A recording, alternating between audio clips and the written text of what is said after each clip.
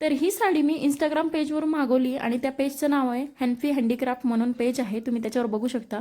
खूप सुंदर असं मिरर वर्क होतं आणि म्हणूनच मी मागवली आणि ऑर्गेन्झामध्ये पॅटर्न आहे. माझ्या अंगावर कशी दिसते ते मला नक्की कमेंटमध्ये सांगा. त्यानंतर माझ्या डोक्यावरचं टेन्शन काही मात्र जात नव्हतं, कारण माझ्याकडे ना 3च दिवस उरलेले होते आणि कसं करू काय करू कळत नव्हतं. आणि टेरेस वगैरे झाडून घेतलं, पायऱ्या वगैरे झाडून घेतल्या, खाली आले तर मॅडम झोपेतून उठलेले आणि ती म्हणत होती की अल्बम बघू दे. हा आहे तिच्या बारशाचा अल्बम, खूप सुंदर अशी दिसत होती. मी जर तुम्हाला असा फोटो दाखवला ना 5th मंथचा, तिचे डोळे खूप अट्रॅक्टिव्ह होते. आता तरी थोडे ग्रे झाले. आता पण आम्ही बाहेर गेलो ना, खूप जण म्हणतात खूप सुंदर हिची आईज आहे म्हणून. खूप मस्त असे डोळे आहे तिचे.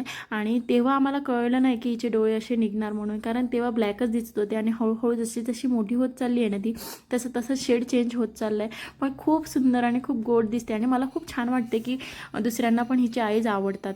आणि मी आज एवढे सगळे कपडे धुतलेले होते की भयंकर, आणि माझा हातसुद्धा दुखत होता. आणि हे ब्लँकेट जे हे अजिबात माझ्याच्यानं पिळलं जात नाही, म्हणून मी त्यांची मदत घेतली होती आणि एवढे सगळे कपडे मी धुतले होते.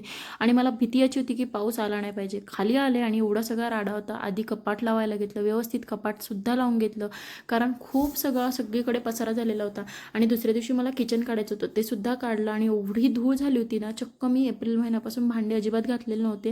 म्हणजे मला आठवते पाडवा जेव्हा आला होता ना तेव्हाच मी घासलेले. त्याच्यानंतर मग पुन्हा भांडे वगैरे घासले आणि एवढं ऊन होतं. परत मग भांडे घासून खाली आले आणि हा सगळा जो राडा दिसते हा आता मला लावायचा आहे, कसं लावू ते कळत नाही. घासायला काढायचं म्हटल्यावर पटपट भांडे निघतात खाली, पण जेव्हा लावायची वेळ येते ना तेव्हा एवढा कंटाळा येतो की काय सांगू. आणि माझ्यासोबतही असंच होतं. आणि तुमच्यासोबत असं होतं का मला नक्की कमेंटमध्ये सांगा. आणि माझे व्लॉग कसे वाटतात ते सुद्धा सांगायला विसरू नका. लाईक शेअर फॉलो करायला विसरू नका. चलो बाय, भेटूया आपण पुढच्या व्लॉगमध्ये.